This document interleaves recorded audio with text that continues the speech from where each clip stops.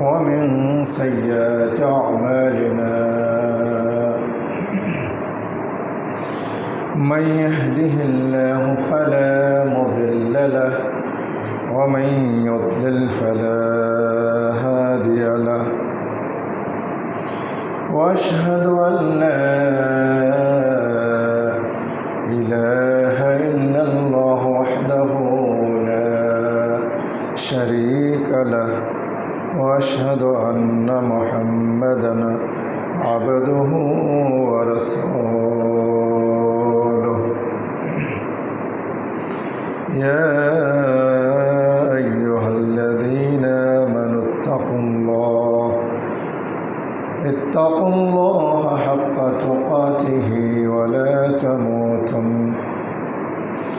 ولا تموتن إلا وأنتم مسلمون يا أيها الناس اتقوا ربكم الذي خلقكم من نفس واحدة وخلق منها زوجها وبث منهما رجالا كثيرا ونساء واتقوا الله الذي تساءلون به والأرحام إن الله كان عليكم رقيبا يا أيها الذين آمنوا اتقوا الله وقولوا قولا سديدا يصلح لكم أعمالكم ويغفر لكم ذنوبكم ومن يطع الله ورسوله فقد فاز فوزا عظيما أما بعد فإن خير الحديث كتاب الله وخير الهدي هدي محمد صلى الله تعالى عليه وسلم وشر الأمور محدثاتها وكل محدثة بدعة وكل بدعة ضلالة وكل ضلالة في النار فأعوذ بالله من الشيطان الرجيم ومن الناس من يتخذ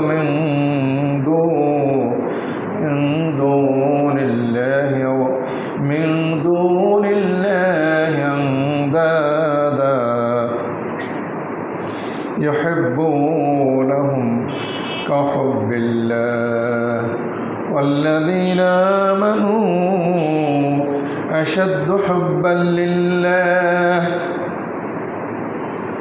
والذين آمنوا أشد حبا لله ولو يرى الذين ظلموا إذ يرون العذاب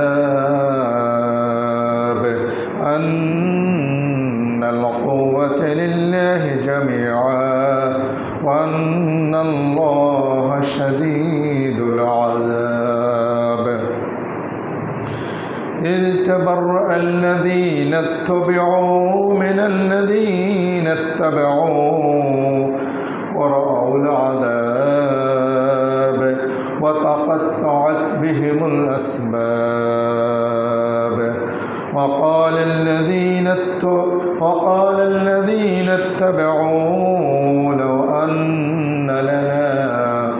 لو أن لنا كرة فنتبرأ منهم كما تبرأوا منا كذلك يريهم الله أعمالهم حسرات عليهم وما هم بخارجين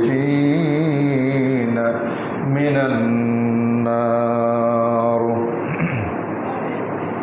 الحمد لله আল্লাহ রাব্বুল আলামিনের প্রশংসা যে রব্বুল আলামিনের অশেষ অনুগ্রহে আমরা সালাতুল জুমার উদ্দেশ্যে মসজিদে আসার তৌফিক পেয়েছি। আলহামদুলিল্লাহ। আমাদের প্রিয় নবীর প্রতি আমরা সংক্ষেপে জানাই সালাত সালাম। আল্লাহুম্মা সাল্লি আলাইহি আল্লাহুম্মা বারিক আলাইহি। আমি আজকে আপনাদের সামনে যে বিষয় নিয়ে কথা বলবো, আমি গত জুমার আগের জুমায় বলেছিলাম যে আগামী জুমায় অর্থাৎ গত জুমায় আমি হজ থেকে শিক্ষা কেন্দ্রিক আলোচনা করব, কিন্তু সময়ের অভাবে আজকে হচ্ছে মুহররমের 3 তারিখ, আগামী শুক্রবার হচ্ছে মুহররমের 10 তারিখ।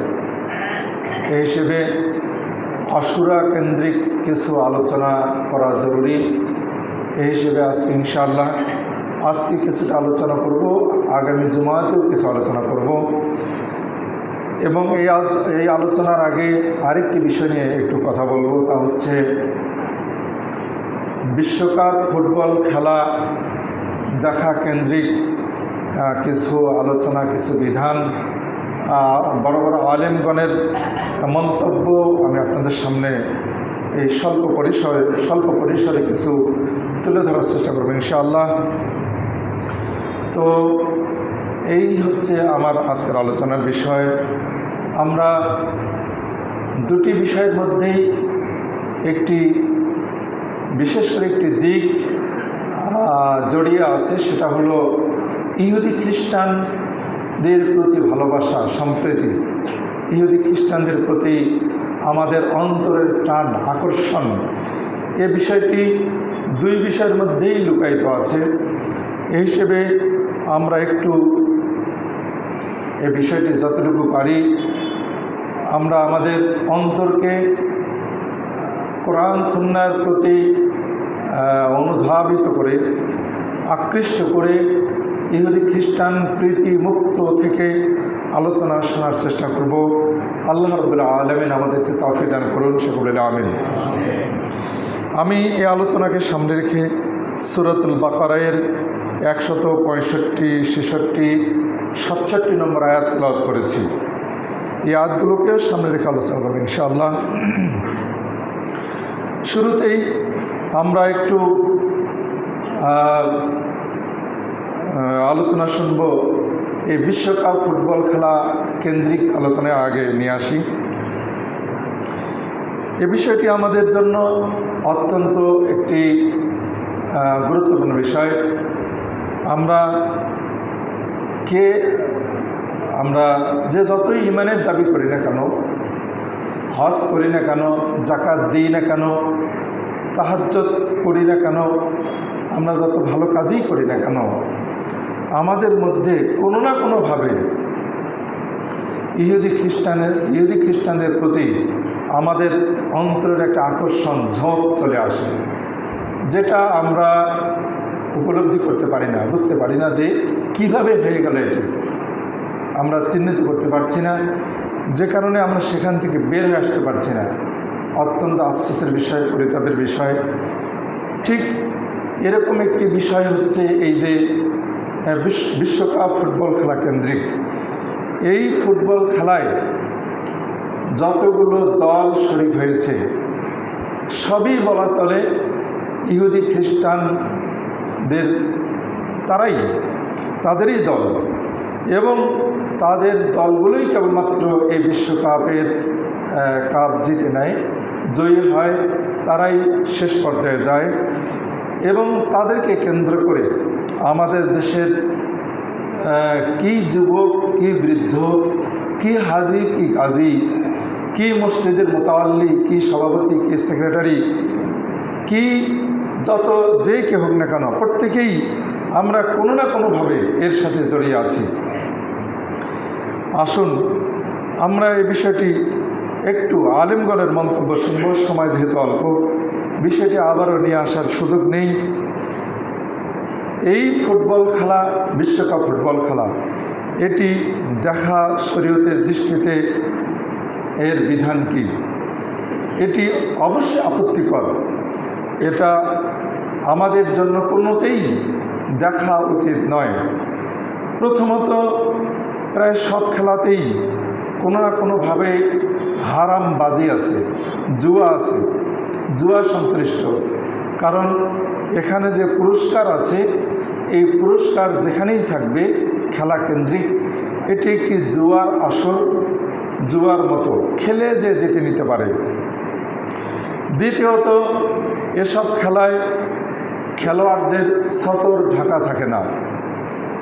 তৃতীয়ত, এখানে আরও থাকে নারী পুরুষের অবাধ মেলামেশা, অবাধ সংমিশ্রণ। এরপরে চতুর্থত, গান বাজনা, যত রকমের গান বাজনা সব কিছুই সেখানে রয়েছে, এবং প্রায় উলঙ্গ নারীদের নিয়ে এই ফুটবল খেলার প্রদর্শনী, বিশেষ প্রদর্শনী বা বিশেষ একটা দিক এখানে থাকে।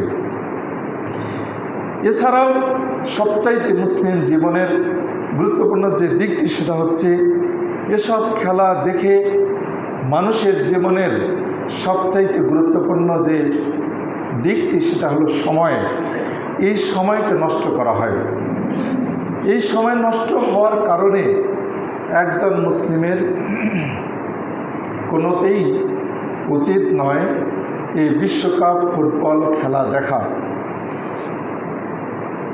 আব্দুল্লাহ ইবনে মাসউদ সাহাবী বলেছেন, মা হাজিনতু আলা শাইইন কত্তু হুজনি আলা ইয়াউমিন গরাবাত শামসুহু নাকাসা ফিহি আজালি ওয়া লাম ইয়াজদাদ ফিহি আমালি।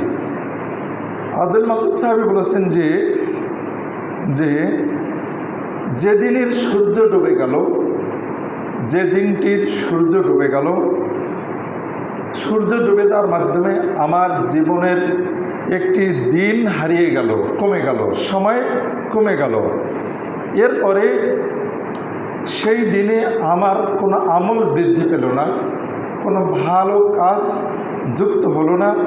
এমন দিনের চেয়ে আর কোনো দিন নিয়ে আমি কখনো দুশ্চিন্তিত নই। আমি এই দিনটির জন্য সবচেয়ে বেশি দুশ্চিন্তিত। তো আজকে যারা সময়ের অপচয় করছি এই অনর্থ কাজ নিয়ে, আব্দুল্লাহ মাসউদ সাহাবীর এই হাদিসটি আমরা স্মরণ করতে পারি। সময় অপচয় করাটা এটি কোনো মুসলিমের জন্য কোনোতেই সমীচীন নয়। আবু হুরায়রা সাহাবী থেকে বর্ণিত হাদিসটি ইমাম তিরমিজি নিয়ে এসেছেন। কেউ কেউ হাদিসটিকে সহিহ বলেছেন, কেউ কেউ জয়ীফ বলেছেন। তবে আল্লামা ইবনে উসাইমিন রাহিমাহুল্লাহ ফতোয়া নূরুন আলা দুরাব, তিনি তার ৫ম খণ্ডের ৫৫ পৃষ্ঠায় নিয়ে আসছেন এই হাদিসটি, এবং তিনি হাদিসটিকে সহিহ বলেছেন। আল্লাহ রাসূল বলেছেন, মা মিন আহাদিন ইয়ামুতু ইল্লা নাদিমা। এমন কোনো মানুষ নেই যে কিয়ামতের দিনে সে অনুশোচনা করবে না, কিয়ামতের দিনে পরিতাপ করবে না, আফসোস করবে না, এমন কোনো লোক নাই। সাহাবারা জিজ্ঞেস করলেন, ওমা নাদামাতু ইয়া রাসূলুল্লাহ, মানুষের অনুশোচনা কি কারণে হবে, কেন অনুশোচনা করবে?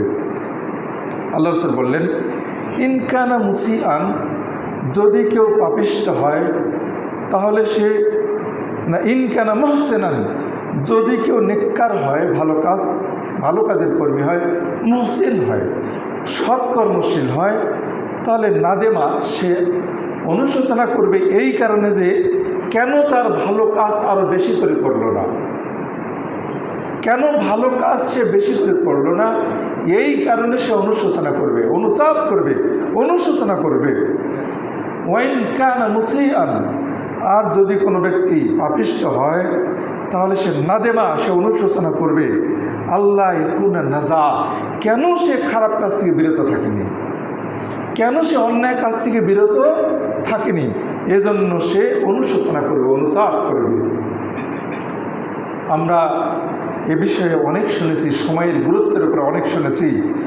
আজকে যারা সময় নষ্ট করছি, বেহায়াপনা অশ্লীলতার সাথে যোগ দিচ্ছি, দেখছি মানে সমর্থন করছি, জুয়ার আসর দেখছি মানে জুয়াকে ভালোবাসি, জুয়াকে সমর্থন করছি, এ ধরনের যত অন্যায় কাজ হচ্ছে সমস্ত অন্যায় এই কাজে শরীক হচ্ছে, দেখছি মানে সমর্থন করি, ভালোবাসি, এটাকে প্রমাণ করা হচ্ছে। এই প্রমাণ করার কারণে মুসলিমের জন্য আফসোস যে মুসলিম এই বহু অন্যায়কে সমর্থন করছে, বহু অন্যায়কে দেখে আনন্দ পাচ্ছে। এটা কিয়ামতের দিনে এই মুসলিমের জন্য এটা অনুশোচনার পরিতাপের কারণ হবে। তাই কোনো মুসলিম পুরুষ বা নারীর জন্য এই ধরনের খেলায় মগ্ন হওয়া কখনোই ঠিক নয়, বরং দুনিয়া বা আখিরাতের উপকার দেবে এমন কাজে তার ব্যস্ত থাকাটা জরুরি, উচিত, যাতে করে মৃত্যুর পরে আমাদেরকে অনুশোচনায় যেতে না হয়। ফুটবল বিশ্বকাপ খেলা দেখা কেন্দ্রিক এ বিষয়ে সৌদি আরবের স্থায়ী ওলামা পরিষদকে জিজ্ঞেস করা হয়েছিল যে এটি দেখা যাবে কি না। তারা বলেছিলেন, যদিও সৌদি আরবের পক্ষ থেকে এসব খেলায় একটি দল অংশগ্রহণ করে, কিন্তু আলেমগণ এ বিষয়ে তারা চুপ থাকেননি। তারা এই বিষয়ে যতটুকু মাসালা দেওয়ার তারা দিয়েছেন। তারা বলেছেন, মুবারিয়াত কুরাতিল কাদামে আল্লাতি আলা মালিন, আমি অনুবাদ বলছি, একটু বড় বাক্য, একটি বড় কিছু কথা আসছে, শুধু অনুবাদ বলে যাচ্ছি। যেসব ফুটবল খেলায় টাকা পয়সা বা পুরস্কারের ব্যবস্থা থাকে সেগুলো দেখা হারাম, কারণ তা জুয়ার অন্তর্ভুক্ত। শরীয়তে শুধুমাত্র ঘোড়ার দৌড় প্রতিযোগিতা, উটের দৌড় প্রতিযোগিতা এবং তীর নিয়ে প্রতিযোগিতা, তীর নিক্ষেপ করা নিয়ে প্রতিযোগিতা, লক্ষ্যস্থানে তীর পৌঁছাতে পারছেন কিনা, এই প্রতিযোগিতা কেবলমাত্র বৈধ রয়েছে পুরস্কারের বিনিময়ে। সেটা যারা অংশগ্রহণ করবে তাদের থেকে ফি আদায়ের মাধ্যমে নয়, বরং যারা এই আয়োজন করবে কারোর কোনো অর্থের কষ্টের কারোর কোনো অংশ যেন সেখানে না থাকে, বরং সেটি যারা ব্যবস্থাপনা করবেন কোনো দাতা, কোনো ভালো ব্যক্তি ভালো কাজে, যেহেতু ঘোড় দৌড়, উটের দৌড় এবং তীরন্দাজি এটি যেহেতু মুজাহিদদের জেহাদে অংশগ্রহণের জন্য একটি প্রস্তুতিমূলক প্রশিক্ষণমূলক একটি কাজ, এজন্য এই ধরনের প্রতিযোগিতায় অংশগ্রহণ করা যায়। কিন্তু অংশগ্রহণকারীদের পক্ষ থেকে কোনো ফি আদায় করা যাবে না, মানে ওদের অংশ থাকা যাবে না, যে তারা প্রতিযোগিতায় জয়ী হতে না পারার কারণে তার টাকা লস হয়ে গেল। এটা জুয়ার একটা অন্যতম দিক। কাজেই তারা এটি বলেছেন। তাই যে খেলায় পুরস্কারের লেনদেন থাকে তা জানা থাকলে সেখানে উপস্থিত হওয়া বা খেলা দেখা দুটাই হারাম। ওই খেলায় অংশগ্রহণ করাও হারাম, দেখাও হারাম, কারণ সেখানে যাওয়া মানেই হলো বিষয়টিকে সমর্থন করা। তবে তারা বলেছেন, তবে খেলায় যদি কোনো পুরস্কারের শর্ত না থাকে, পুরস্কার দিতে হবে না এমন ধরনের কোনো পুরস্কারের শর্ত না থাকে, নামাজ সহ সালাত সহ আল্লাহর ফরজ কাজগুলো থেকে দূরে না রাখে এবং সতর খুলে ফেলা বা নারী পুরুষের অবাধ মেলামেশা অথবা গান বাজনার মতো কোনো নিষিদ্ধ বিষয় সেখানে না থাকে, তাহলে সে খেলা দেখা বা অংশগ্রহণ করার সুযোগ রয়েছে। যদি ওই খেলা দেখে সালাত মিস না হয়, যদি নারী পুরুষের অবাধ মেলামেশা না থাকে, বেহায়াপনা না থাকে, উলঙ্গপনা না থাকে, গান বাজনা না থাকে, হারাম কোনো দিক যদি না থাকে, তাহলে সেই খেলা দেখা বা সেই খেলা অংশগ্রহণ করা জায়েজ রয়েছে। এটি ফতোয়া আল-লাজনা দাইমায়ের 15তম খণ্ডের 238 পৃষ্ঠায় তারা এই মশালাটি নিয়ে এসেছেন। এভাবে সৌদি আরবের আরও অনেক বড় আলেম শেখ ইবনু জাবরিনকে জিজ্ঞেস করা হয়েছিল যে এই বিশ্বকাপ ফুটবল খেলা দেখা যাবে কিনা। তিনি বলেছেন, লা ইয়াজুজু মুশাহাদাতুল মুবারিয়াত। তার বাক্যগুলোর অর্থ হচ্ছে, এসব খেলা দেখা জায়েজ নয়, কারণ খেলোয়াড়রা সাধারণত পুরো শরীর ঢাকা পোশাক পরে না। তারা অনেক সময় উরু বের করে রাখার মতো পোশাক পরে, আবার টাইট পোশাক পরেও তারা খেলাধুলা অংশগ্রহণ করে, যে কারণে তাদের শরীরের অঙ্গ প্রত্যঙ্গ স্পষ্ট প্রকাশ পায়। এমনকি তাদের শরীরের অঙ্গ প্রত্যঙ্গে এমনভাবে প্রকাশ পায় যে নারীদের মনকে নষ্ট করার মতো ফিতনায় ফেলার কারণ হতে পারে, যে কারণে তাদের এই ধরনের খেলা দেখা জায়েজ নয়। তিনি আরও বলেছেন, যারা বলে যে এ ধরনের খেলা দেখাটা মনোরঞ্জন বা বিনোদন বা আনন্দ উপভোগ সাময়িক কিছু, তিনি তাদেরকে লক্ষ্য করে বলছেন যে এমন অবস্থায় যারা মনে করে যে এর মাধ্যমে বিনোদন হচ্ছে, আনন্দ সাময়িক কিছু আনন্দ উপভোগ করা যাচ্ছে, তিনি বলছেন আল্লাহ রাব্বুল আলামিনের জিকির, কোরআন তেলাওয়াত, কোরআন এবং হাদিস বা ফিকাহ কেন্দ্রিক বিভিন্ন বিধিবিধান সম্বলিত যে বইপত্র, এগুলো পড়েও আনন্দ পাওয়া যায়, এগুলো পড়ার মধ্যে বিনোদন আছে, মনের ক্ষুধা নিবারণের স্বাদ আছে, সেখানে অন্তরের স্বাদ আছে, ক্ষুধার অন্তরের খাদ্য আছে। তিনি এই কথাগুলো বললেন। শেখ ইবনে জাবরিনের ওয়েবসাইট থেকে এই কথাটুকু নেওয়া হয়েছে। আরও শেখ ইবনে উসাইমিন রাহিমাহুল্লাহকে জিজ্ঞেস করা হয়েছিল যে এই বিশ্বকাপ ফুটবল খেলা দেখা জায়েজ কিনা। তিনি বলছেন আল্লাযী আরা আন্না মুশাহাদাতাল আলাওয়াত, তারও লম্বা কিছু কথা আসছে, আমি তার কথাগুলো অনুবাদ বলছি। আমার মতে, তিনি বলছেন, আমার মতে টেলিভিশন বা অন্য কোনো মাধ্যমে এই ধরনের খেলাধুলা দেখা স্রেফ সময়ের অপচয়, এটা ছাড়া কিছু নয়।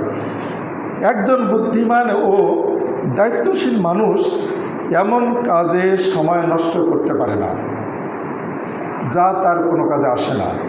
এমন কাজে সময় নষ্ট করা কোনোতেই তার জন্য উচিত নয়। এটা তিনি এই কথাটি বললেন, যে কোনো খেলা যেগুলো সাধারণত এই যে যিনি খেলবেন, যদি কেউ শরীর চর্চা করতে চায় তাহলে সে খেলাধুলা করবে, সেটা হারাম দিক মুক্ত থাকা অবস্থায়। আর ওই খেলা দেখে যারা সময় নষ্ট করবে তাদেরকে বলছেন যে ওই খেলা দেখা মানে সময় নষ্ট করা। সমস্ত হারাম দিক মুক্ত থাকা অবস্থায়ও যদি কোনো ব্যক্তি কোনো খেলা দেখতে চায় তাহলে তার খেলা দেখে সময় নষ্ট হয়। তিনি এই কথাটি বলছেন। এটা তো সময়ের অপচয় হচ্ছে কোনো মন্দ দিক না থাকা অবস্থায়। কিন্তু তিনি আরও বলতেছেন, কিন্তু যদি এর সাথে আরও কোনো খারাপ দিক যোগ হয়, এই খেলার মধ্যে খারাপ দিকগুলো যদি যোগ হয়, দর্শকের মনে কোনো অমুসলিম খেলোয়াড়দের প্রতি ভক্তি, সম্মান, শ্রদ্ধা, ভালোবাসার সৃষ্টি হয়, তাহলে নিঃসন্দেহে তা হারাম। তিনি বলতেছেন নিঃসন্দেহে হারাম।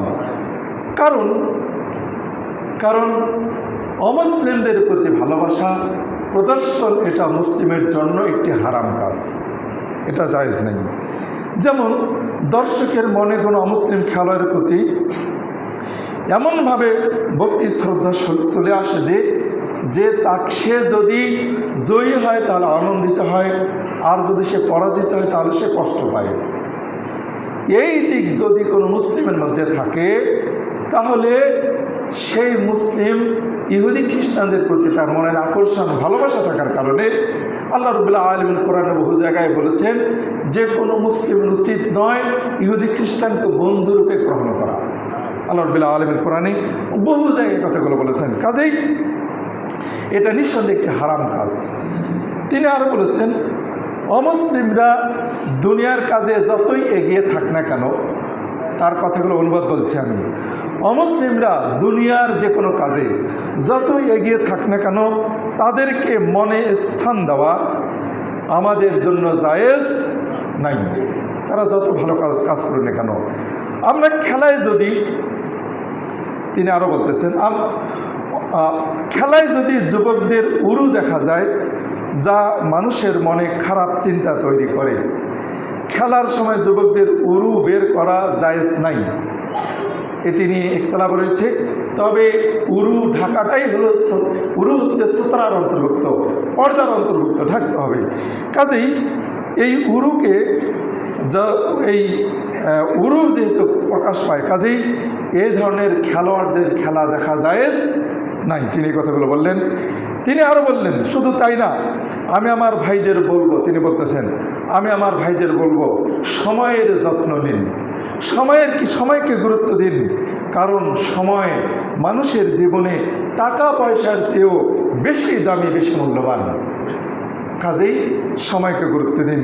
তিনি আল মিশকাত ফোরাম নামক লেখায় তিনি এই কথাগুলো নিয়ে আসছেন।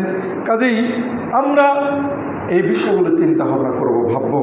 একজন মুসলিম, আমরা চিন্তা করব, একজন মুসলিম রাত 4টা পর্যন্ত, ভোর পর্যন্ত, পুরো সময়, যে সময় আল্লাহ রাব্বুল আলামিন প্রথম আকাশে নেমে আসেন, বলেন যে কে আসো আমাকে ডাকবে, আমি তার ডাকে সাড়া দেব। কে আসো আমার কাছে চাইবে, আমি যে যা চাইবে আমি তাকে তা দেব। ওই সময়ে বিদেশের মাটিতে খেলা হয়, যখন তাদের দিন, আমাদের তখন রাত, ভোর 4টা, ভোর রাত 1টা 2টা 3টা 4টা। একজন মুসলিম রাত 4টা পর্যন্ত, যে মুসলিম কখনো কোনো দিনও তাহাজ্জুদের জন্য রাত জাগে না, মসজিদে 5 মিনিট যদি বেশি হয় 20 করে যারা, এমন মানুষদের, এমন যুবকদের, এমন মুরব্বীদের, এমন ব্যক্তিদের কি করে রাত জেগে জেগে তারা অমুসলিমদের বহু হারাম যুক্ত, হারাম কাজ, স্পষ্ট হারাম কাজ যুক্ত এসব খেলা দেখা কি করে সম্ভব একজন মুসলিমের জন্য? ম্যাচ দেখে আনন্দ উপভোগ করছে, মনের স্বাদ মেটাচ্ছে, বিনোদন করছে, আল্লাহর ডাকে সাড়া দিচ্ছে না। আল্লাহ বলছেন, তুমি উঠে দাঁড়াও, চাও আমার কাছে। আর আমরা কোনোদিনও চাই না, উঠি না। জেগেছি যদি জীবনে 2-1 বার জেগেছি, তাহলে হারাম কাজে জেগেছি। ইন্না লিল্লাহি ওয়া ইন্না ইলাইহি রাজিউন। আসুন, এভাবে আমাদের একজন মুসলিমের কোনোদিন উচিত নয়, কখনোই উচিত নয়। যার জন্য আমাদের রাত জাগা উচিত, সেটা হলো আল্লাহর জন্য। আর যার জন্য আমাদেরকে তিরস্কার করতে হবে, যার জন্য আমাদের ঘৃণা থাকতে হবে, তাদের জন্য রাত জাগছি। দেখুন, আজকের যারা মুসলিম, আমি গতকালকে সম্ভবত মাগরিবের সালাত পরে আমি বাসায় ঢুকতেছি, একজন মহিলা, একজন মা, তিনি মধ্যবয়সী, স্কুলের কিছু ছাত্র সহ আমাদের মুসলিমদের ছেলেমেয়ে, ওদেরকে জিজ্ঞেস, কেউ আর্জেন্টিনা, কেউ ব্রাজিল, বিভিন্ন ধরনের গেঞ্জি পরে আছে। ইন্না লিল্লাহি ওয়া ইন্না ইলাইহি রাজিউন। ওই মা জিজ্ঞেস করছেন ছেলেদেরকে, তোমরা কে কার সমর্থক, কে কাকে ভালো? ছেলেরা উদার চিত্তে আনন্দের সাথে উত্তর দিচ্ছে, আমি অমুকের সমর্থক, আমি অমুকের সমর্থক। আমি যতটুকু জানি, ওই মা সালাত আদা করেন, এবং এই ছেলেগুলো আমাদের ছেলে মেয়ে। তারা ওই সব দেশের, তাদের দেশের পতাকা সংশ্লিষ্ট ওই খেলোয়াড়দেরকে চিহ্নিত করবে, খেলোয়াড়দেরকে ভালোবাসা বলে প্রমাণ করবে। এমন খেলোয়াড়দের পোশাক পরে তারা 24 ঘন্টা ঘুরে বেড়াচ্ছে। আমরা ইতিমধ্যে ফেসবুকে বা ইউটিউবে দেখেছি, অনেক ছেলে ওই পতাকা টাঙতে গিয়ে মারা গেল, পরে সেই কারেন্ট শর্ট খেয়ে পড়ে মারা গেল। এ ধরনের আরও অনেকগুলো অ্যাক্সিডেন্ট ইতিমধ্যে আমরা ইন্টারনেটে দেখেছি কি না? দেখেছি। ইন্না লিল্লাহি ওয়া ইন্না ইলাইহি রাজিউন। এমনকি অনেক যুবক আছে, তার প্রিয় দল যদি জয়ী না হয়, সে মারা যায়, আত্মহত্যা করে। আবার এমনও আছে যে জয়ী হওয়ার কারণে, আনন্দে ফেটে পড়ার কারণে, আনন্দ ধরে রাখতে না পারে, এভাবে সে মারা যায়। ইন্না লিল্লাহি ওয়া ইন্না ইলাইহি রাজিউন। এই ভালোবাসা কার জন্য? এ ভালোবাসা হতে হবে আল্লাহর জন্য। আমি সূরাতুল বাকারার 165, 66, 67 নম্বর আয়াত তেলাওয়াত করেছি। এই আয়াতগুলোর সময় অল্প, এই আয়াতগুলোর অর্থ একটু আমরা শুনব। আল্লাহ রাব্বুল আলামিন বলেছেন, মানুষদের মধ্যে এমনও কিছু আছে,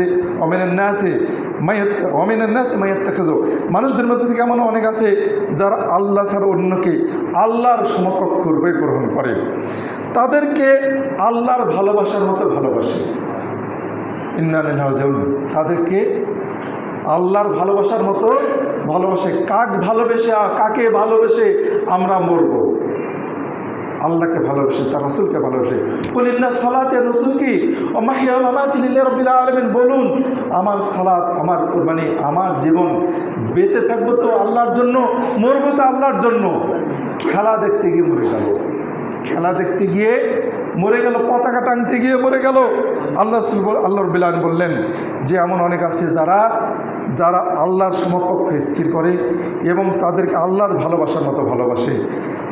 এতে এমন অনেক লোক আছে। আর যারা ঈমান এনেছে, বিপরীতদের কথা আল্লাহ বলছেন, আর যারা ঈমান এনেছে তারা আল্লাহর জন্য ভালোবাসায় দৃঢ়। যারা ঈমানদার তারা আল্লাহর ভালোবাসায় দৃঢ়। তা আল্লাহকে, এই কথাটা আমরা ওজন করি, একটু মাপ করি, যারা আল্লাহকে ভালোবাসে তারা কি ইহুদি খ্রিস্টানদের খেলা দেখতে পারে না? তাদের প্রতি ভালোবাসা রাখতে পারে?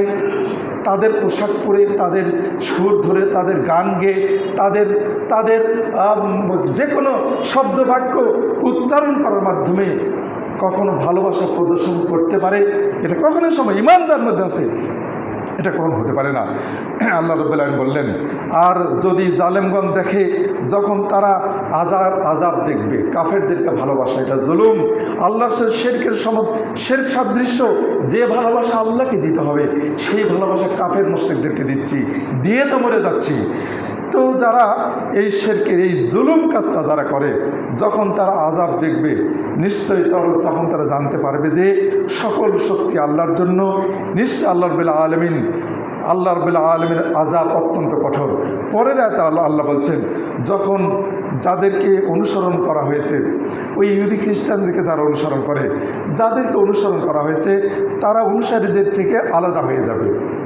ইহুদি খ্রিস্টানরা যেসব খেলোয়াড়দেরকে ভালোবাসি, ওই খেলোয়াড়দেরকে আমাকে আপনাকে চেনে, জানে, আমাদের অস্তিত্ব তারা জানে।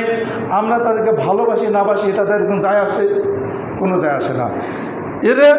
এরা কিয়ামতের দিনে যাদেরকে যে যাকে ভালোবাসে, যে যাকে অনুসরণ করে, কিয়ামতের দিনে তাদের সাথে মুসলিমদের কোনো সম্পর্ক থাকবে না, পৃথক হয়ে যাবে।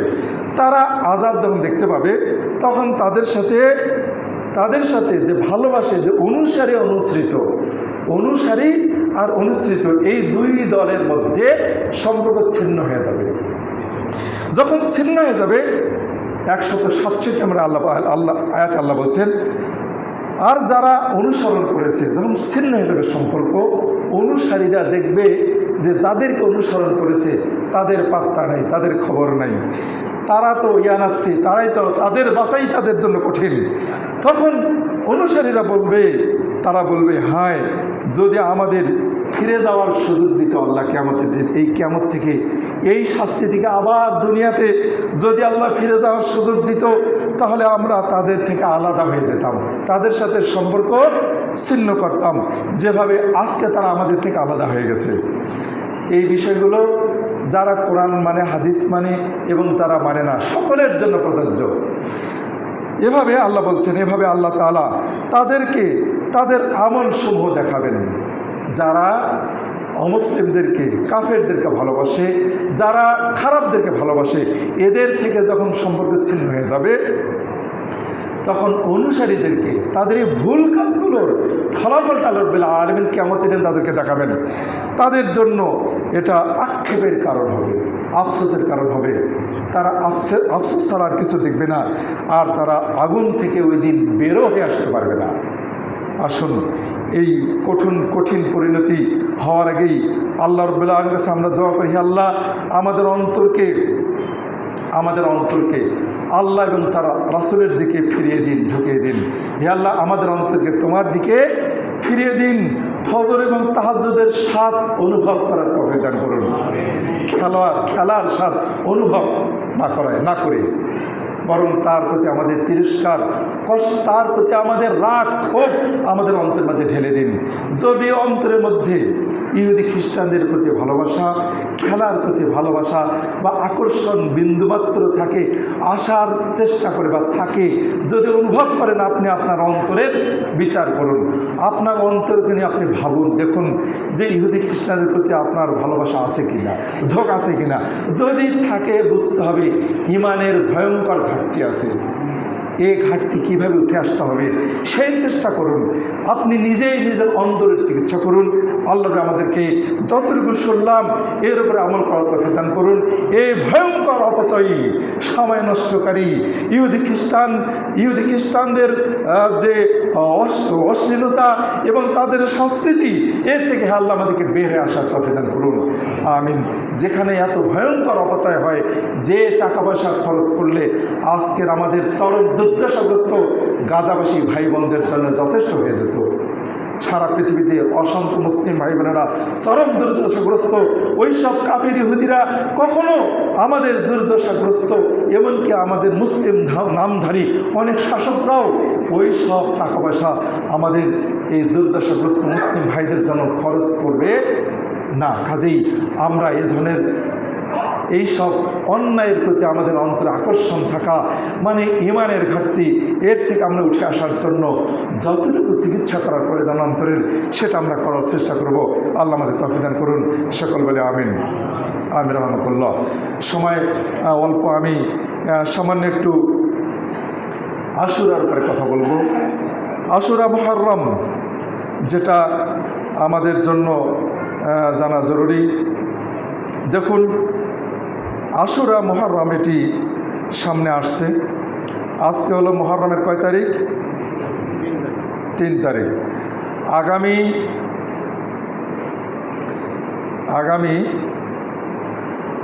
10 তারিখ হচ্ছে মুহররমের, আগামী শুক্রবার হচ্ছে 10 মুহররম। এই হিসেবে এই 10 মুহররমে আমাদের যেটা করণীয় সেটা আমরা সকলেই জানি, সকলেই বুঝি। এ বিষয়ে আমরা অনেক আলোচনা শুনেছি। অতীতে আমাদের আলোচনা শোনার কোনো ঘাটতি নেই, কমতি নেই। সহিহ বুখারী মুসলিমের হাদিসে বহু এক বিষয়ে কথা আসছে যে আল্লাহ রাসূল সাল্লাল্লাহু আলাইহি ওয়াসাল্লাম যখন মদিনায় হিজরত করলেন, তখন সেখানে মদিনায় হিজরতের পরে আল্লাহ রাসূল ইহুদিদেরকে দেখতে পাচ্ছেন যে তারা এই দিনটিকে সম্মান করছে, এই দিনে তারা সিয়াম পালন করছে। তখন তিনি সাহাবাদেরকে জিজ্ঞেস করেছিলেন বা তাদেরকে জিজ্ঞেস করেছিলেন যে কেন তোমরা এই দিনকে সম্মান করছো? তখন তারা বলেছিলেন যে এই দিনে আল্লাহ রাব্বুল আলামিন মুসাকে এবং তার সম্প্রদায়কে ইহুদিদের কবল থেকে, বা এই যে মুসার সম্প্রদায় যারা, তারা কারা আজকের তারা কারা? ইসরায়েল ইহুদিরা।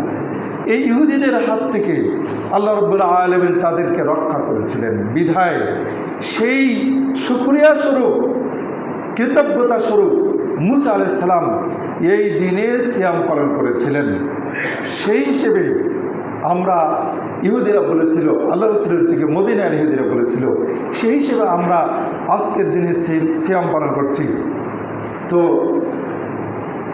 আল্লাহ রাসূল সাল্লাল্লাহু আলাইহি ওয়াসাল্লাম বললেন, যদি তোমরা মুসার সেই সুন্নাহ পালনে ইহুদিদের থেকে রক্ষা পাওয়ার জন্যে যদি তোমরা এই দিনকে সম্মান করো, তাহলে আমরা মুসার বেশি ঘনিষ্ঠ, বেশি কাছে। মুসা আলাইহিস সালাম জানতেন যে শেষ নবী আসবে, মুহাম্মদ আসবে। আজকে যদি মুসাও থাকতো, তাহলে মুসাও এই আমার মুহাম্মাদের দিন পালন করত, আল্লাহ রাসূলের অনুসারী হতেন, উম্মত হতেন। কাজেই মুসা আমার সবচেয়ে বেশি ঘনিষ্ঠ, তোমরা যতটুকু ঘনিষ্ঠ তার চেয়ে আমরা বেশি ঘনিষ্ঠ। এই হিসেবে আমরা এই দিনে সিয়াম পালনের বেশি হকদার, বেশি উপযুক্ত। এই হিসেবে তিনি সেই দিন সিয়াম পালন শুরু করেন। এবং আরও বহু হাদিসে আসছে যে কুরাইশরাও, মক্কার কুরাইশরাও এই দিনে তারা সিয়াম পালন করতো, এই দিনকে সম্মান করত। ইহুদিরা এই দিনকে সম্মান করত। এমনকি রমাজানের সিয়াম ফরজ হওয়ার আগে এই দিনের সিয়াম ফরজ ছিল। এ বিষয়ে বহু হাদিস আসছে। সেই হিসেবে দ্বিতীয় হিজরিতে রমাজানের সিয়াম ফরজ হওয়ার পর এই আশুরার সিয়ামটি সাধারণ সিয়ামে পরিণত হয়। তো আল্লাহ রাসূল সাল্লাল্লাহু আলাইহি ওয়াসাল্লাম তিনি বললেন সাহাবাদেরকে যে যেহেতু তো এই দিনে যেহেতু মুসা আলাইহিস সালাম সিয়াম পালন করেছিলেন, কাজে আমরা তার বেশি ঘনিষ্ঠ হওয়ার কারণে এই দিনে আমরা বেশি তার হকদার, বেশি উপযুক্ত, বেশি ঘনিষ্ঠ। এই দিনে এই হিসেবে তোমরা সিয়াম পালন করো, সাহাবাদেরকে বললেন, এবং তিনি সিয়াম পালন শুরু করলেন। এভাবে তার সিয়াম এই দিনে শুরু হলো, চলছে সিয়াম। এভাবে সিয়াম চলছে শেষ পর্যন্ত, যখন তাকে জানানো হলো যে এই দিনের সিয়াম পালনে ইহুদিদের সাথে আমাদের সাদৃশ্য হয়, মিলে যায়, ইহুদিদের সাথে সাদৃশ্য হয়। তখন আল্লাহ সাল্লাম বললেন যে তাহলে খালিফুল ইহুদ, তাহলে তোমরা ইহুদিদের বিরোধিতা করো। করে তিনি বললেন যে আমি যদি বেঁচে থাকি আগামী বছর, তাহলে আমি 9 তারিখেও সিয়াম পালন করব, এই আশাবাদ ব্যক্ত করলেন। কিন্তু পরের বছর 10ম হিজরিতে ওই দিন আসার আগেই তিনি মৃত্যুবরণ করেন, যে কারণে আর 9 তারিখে সিয়াম পালনে তার সুযোগ হয়নি। তবে তিনি এই কথাটি বলেছেন, এবং বহু হাদিস প্রমাণ রয়েছে যে ইহুদিদের বিরোধিতা করতে বলেছেন।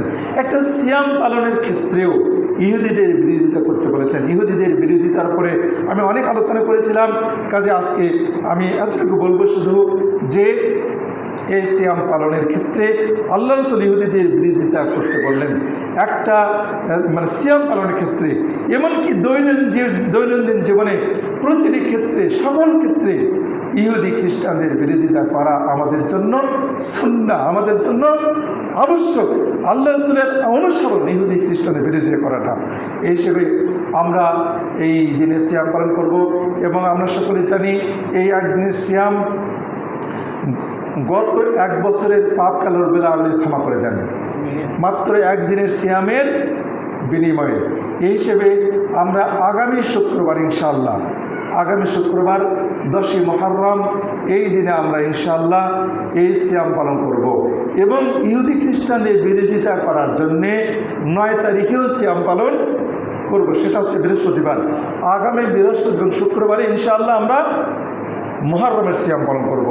সাথে সাথে একটি, যদিও এই বিষয়ে আগামী জুমাতে আলোচনা করব ইনশাআল্লাহ, পাশাপাশি শিয়া কেন্দ্রিক এই দিনকে কেন্দ্র করে যত রকমের কুবিশ্বাস রয়েছে, অপসংস্কৃতি রয়েছে, বেদাত রয়েছে, সব কিছু থেকে আমরা দূরে থাকার চেষ্টা করব এই দিন। কারণ শিয়ারা এই দিনকে যে বিষয়ে, যে কারণে তারা সম্মান করে, সেই দিনটি ঘটেছিল 61 হিজরিতে, মুহররমের 61 হিজরিতে। তো 61 হিজরি, যেটা আল্লাহ রাসূলের মৃত্যুর প্রায় 50 বছর পর। কাজেই 50 বছর পরে, আল্লাহ রাসূলের মৃত্যুর 50 বছর পরে যেই কারবালার প্রান্তে যে হুসাইন কেন্দ্রিক যে হত্যাকাণ্ড ঘটে, যে কারণে আমরা অবশ্যই দুঃখিত, আমরা কষ্ট পাই। আল্লাহ রাসূল এবং তার পরিবারকে ভালোবাসি, ভালো না বাসলে কখনো তার মধ্যে ঈমান থাকতে পারে না। ভালোবাসতে হবে, আল্লাহ রাসূল এবং তার পরিবারকে ভালোবাসাটা ঈমানের অঙ্গ। কাজেই আমরা ওই ঘটনাকে অবশ্যই আমরা এ ব্যাপারে দুঃখিত, আমরা অবশ্যই শোকাহত, মর্মাহত। কিন্তু ওই দিনটিকে কেন্দ্র করে আজকে যত বেদাত, অপসংস্কৃতি ঘটছে, শিয়ারা যা প্রচার করছে যে কারবালা বিষয় কেন্দ্রিক, এই 10ই মুহররমে কারবালা কেন্দ্রিক, এই কারণে সিয়াম পালন করতে হবে। ওই সিয়ামের সাথে আল্লাহ রাসূলের সিয়াম পালন, 10ই মুহররমকে পালন, আর এই কারবালা, এই দুয়ের মধ্যে ন্যূনতম কোনো সম্পর্ক নাই, কোনো সম্পর্ক নেই। যদি সম্পর্ক থাকতো তাহলে আল্লাহ রাসূলের মৃত্যুর 50 বছর পরে যা ঘটছে, শরীয়তে এমন একটা ঘটনা যোগ হচ্ছে, যেটা আল্লাহ রাসূলের মৃত্যুর অনেক পরে, যখন শরীয়তে কোনো কিছু যুক্ত হওয়ার, বিয়োগ হওয়ার কোনো সুযোগ নাই। আসুন আমরা যতটুকু শুনলাম এই বিষয়ে, এই যে ফুটবল খেলা দেখা কেন্দ্রিক এবং এই যে মুহররম কেন্দ্রিক, এ বিষয়ে আল্লাহ রাব্বুল আমাদেরকে যথাযথ সুন্নাহ মেনে চলার তৌফিক দান করুন। হে আল্লাহ, আমাদেরকে তোমার রাসূলের এবং তোমার সাহাবাদের প্রতি ভালোবাসা আমাদেরকে দান করুন। সকলে আমিন আমিন রহমাতুল্লাহ।